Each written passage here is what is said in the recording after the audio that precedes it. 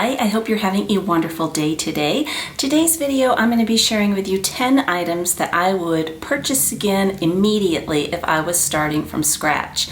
I got the idea for this video from Chase Amy's video, and I will link her video down below. I believe hers was the 9 items that she would buy if she was starting over. I absolutely loved that video, and I thought it would be so fun to do my own take on this. There was a tag many years ago, I think it was 5 items. So I haven't done one of these in a very, very long time, and I find it fascinating, especially watching somebody like Amy or me who has I'm trying to say have and has at the same time, who has a very large collection, what you would repurchase if you were starting all over. So I will link hers down below. Be sure you check it out. I really enjoyed it. So before we get into this, if you're new to my channel, my name is Melinda. If you're returning, thank you so much for coming back. If you haven't done so already, I'd love it if you could just take one moment and hit that subscribe button down below, and let's get into this. I have 4 handbags to share with you. I have some jewelry, some small leather goods, and the first thing I'm going to start with, I'm going to need to bend it down to get, because I didn't want to set these on my desk, and you will see why. They are my Chanel combat boots. I am not a huge luxury shoe person, as you know if you follow me. I have extremely high arches. So many shoes are just painful to me. I think the Hermes Oran sandals, for example, are so cute. No, they're too flat. They don't work with my arches, with all that stuff. These are amazing. They're so comfortable. I'm gonna set one of them down because they're heavy too. These I got in Paris. My husband actually found them. Should be a CC there. Yes, there is. He actually found them and asked me to try them on, and because I don't look at shoes, I would have never ever looked at the shoes, but they have the zippers on both sides. They're very, very comfortable. You can see there's some frayed stitching on there. These are 4 years old now, so they've held up very well. I would purchase these again in a second. I love having, I have like 3 designer shoes, but I love having these. I think they're awesome. So now let's move into the small leather goods that I would repurchase, and there are only 2 that I would just immediately buy again, because if you watch my small leather goods video, I have gone bonkers in the past, and I realize I don't need all those things. So the first one would be my Zoe wallet. I actually have this in 2 colors. My Rose Poudre is out for repair. I got color transfer on it. The first color transfer I've ever gotten, but they are re-dyeing it. But this one is, of course, in the Noir, and I just am very hard pressed to change out of these wallets when I start using them. I only need one. This one works perfectly for me. I love this back pocket. Of course, I got all my cards in there, and it fits bills totally flat, and there is a pouch for change. So it's the perfect wallet. I hardly carry cards anymore. I mean, you can see it's smaller than my hand. I would buy this one again in a heartbeat. Absolutely love it. So I have one cosmetic pouch, and it is my newest addition, and I would repurchase this Gucci small Ophidia cosmetic bag again. Just in a heartbeat, I would purchase this. It is awesome. It is a much better price point than the Louis Vuitton ones, and it's an in-between size. It's not too big, it's not too small. It fits in most of my bags, not all of them, but most of them. And it is completely full here still from our last trip, which is mostly what I use it for. But again, it would fit in a lot of my bags, and it's fabulous. I just love it. I really do. I love, love, love the, why is it not wanting to focus? Stop that. Stop that. My camera. So I will be inserting close-ups of the jewelry and all of that good stuff. So for handbags, I picked 4, and for very specific reasons. So if I'm starting over, I probably have some contemporary bags in my collection. I would say I would let's say I have my Aspinall of London Small Lottie bag. That is the bag that I use for formal events, if I do have any, which is pretty rare. So I would already have some bags, is how I'm looking at this. So the first one that I would re-add to my collection would be my Louis Vuitton Odeon in the PM size. The reason for this is it is a super comfortable crossbody bag, and I will insert some mod shots of it on me. It just molds to your body so nicely. This front pocket is so handy. I really, really love this front pocket.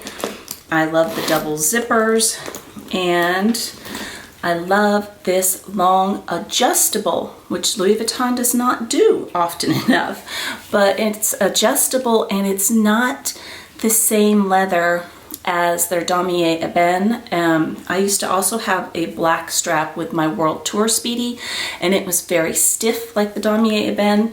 It's super comfortable.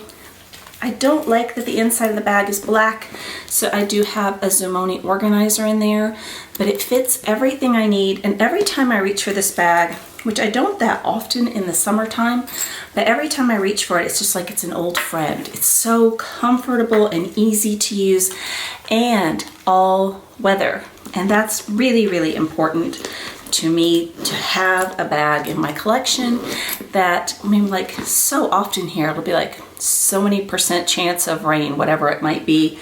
And you can go in the grocery store and it's sunny, and when you come out, it's storming. So just awesome to have an all-weather bag. The next one that I would choose, I have to do a little reaching here. Instead of pausing every few minutes and trying to splice it together, that I just like do some bending and reaching here, is a black bag. I think it is, and this was so hard, I think it is nice to have a black bag in your collection. Clearly, I used to think it was nice to have all black bags in my collection. This one's probably going to shock you because you probably think I don't like this brand, but I do, as I've already showed you. And that is my Chanel Rock in Rome bag. This is the most comfortable shoulder bag. This is the difference of what they do with a lot of their seasonal bags now. This has a very long leather strap, so the chain is not touching your shoulder anywhere. It has the buoy chains on the side, and then it has kind of the look of a classic flap. So it's kind of like you're getting a classic flap and a buoy bag kind of all in one. This is my favorite Chanel bag. It always has been, it always will be, and if I was starting over, 1000% would purchase it again. It's very, very roomy, and the interior, of course, is fabric since it's seasonal, so that makes it extremely lightweight. It is not like the jumbo, and it's a good shoulder length drop. And I don't have a mod shot of this on me, so I will take one of those later today and insert that with this video. But this is just an amazing bag. Whenever people see this one in my collection, I get emails and DMs of people wanting to purchase this. This is never going anywhere. I love this bag. It's, you know, if you were only going to have one Chanel bag, this one like kind of ticks every single box, in my opinion. So the next one is, and this was hard because I love these bags. I have 3 of them. This is my Alma BB, and I went for the pink because I already did a brown bag, and my other one is Damier Ebene, and I did a black bag, and my other one is in empreinte leather. So I think it would be nice to have a fun pop of color for spring and summer. Clearly you could use this all year long. It does not have to be limited to any particular season. It has the feet on the bottom. I love the Alma BB. I had several in the past that I sold and I regretted it, and I have repurchased, not the same colors, but I have repurchased them. And it has that beautiful pink microfiber lining. Again, I have a Zumoni organizer in there. This has a long, non-adjustable crossbody strap, but it works on me at 5'6", but usually most of the time I carry this as a top handle bag. I'll have the strap with me in case I need it, but usually I'll carry it as a top handle bag. And then the last bag, can you guess what the last bag would be? 100%. I know what you're thinking. It's not that one. It is my Hermes Kelly in the size 32 in the color Rouge Garnet. Now, why this one over the special order? Because a special order is next to impossible to get, and I could find this on the pre-love market. Same with the Rock and Rome. Like in a perfect world, all these things would be available easily, but they're not. I did get this one on the pre-love market, but it's a gorgeous color. It is a great size. I have a video comparing this to the 28, and it's a great size. It's year-round. It's a pop. It is classic, and I love everything about this bag. The leather is Togo, if I did not already say that, and of course you got your feet on the bottom, and it's just timeless, and it goes with so many things. I never have considered myself a red person.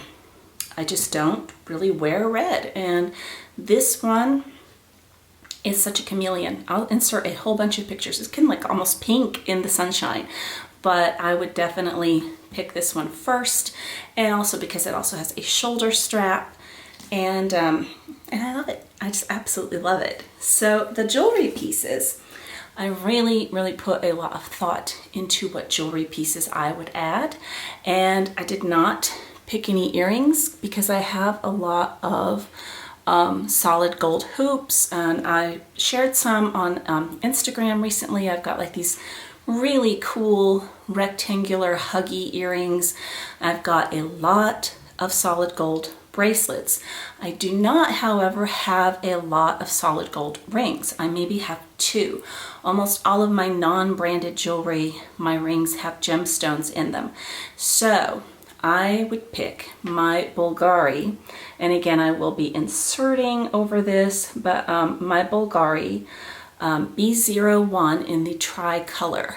And the tricolor, because it goes with any kind of gold that you should purchase, and because I just love it.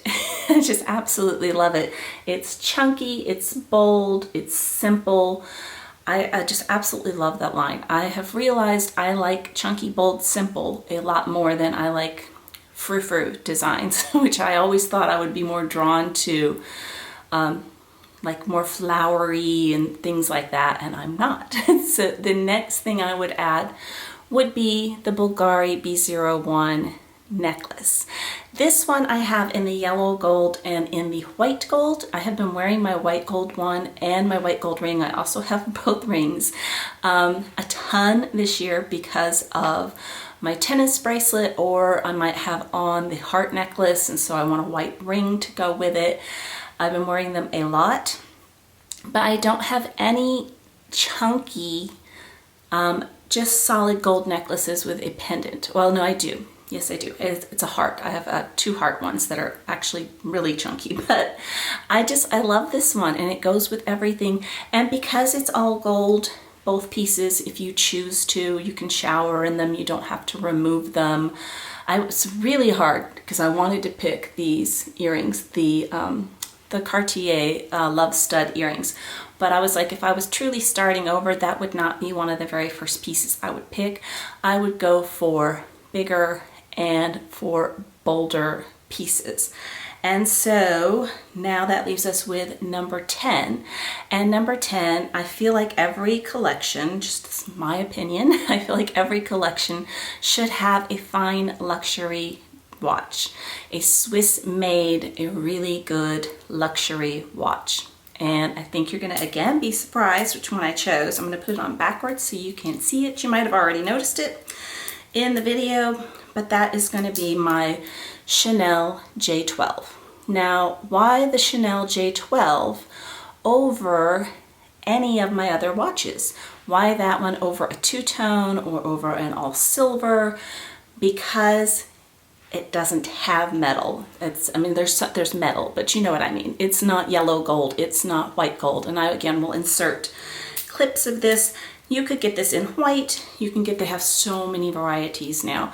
But just because this one goes with everything. This watch I have had I can never remember how long I've had it, but I would say at least 10 years. And I wore this daily for years, and I never changed out of it, and it didn't matter if I was wearing a complete white outfit or something that has black in it like this. It's just classy and timeless and elegant, and it doesn't scratch. That's a huge thing when I look at watches. And I'm gonna, like I said, insert the pictures, and as old as this watch is, it does not scratch. It's amazing material. I see these sometimes on the pre-loved market, and they'll say that they're in, I don't know, not excellent condition, and it'll say that there's scratches on the bracelet, and I'm like, I don't know that I believe that because I mean, you bump into things with a watch, you just simply do. This one is in the 38 millimeter, and I have plenty of movement with it. I probably should have gotten 36 just to go with my wrist size better, but you know, I wanted to go for the big. So these are the 10 items that I would repurchase in a heartbeat. And I would love to hear from you down below. What are some things in your collection that you would 100% go for again? And that doesn't mean there's not other things that I wouldn't go for. My bed is full of stuff for another video that's upcoming. But, you know, I really tried to think of like what would make kind of a well-rounded collection of items. So I hope you have an amazing day today. Take care. Bye-bye.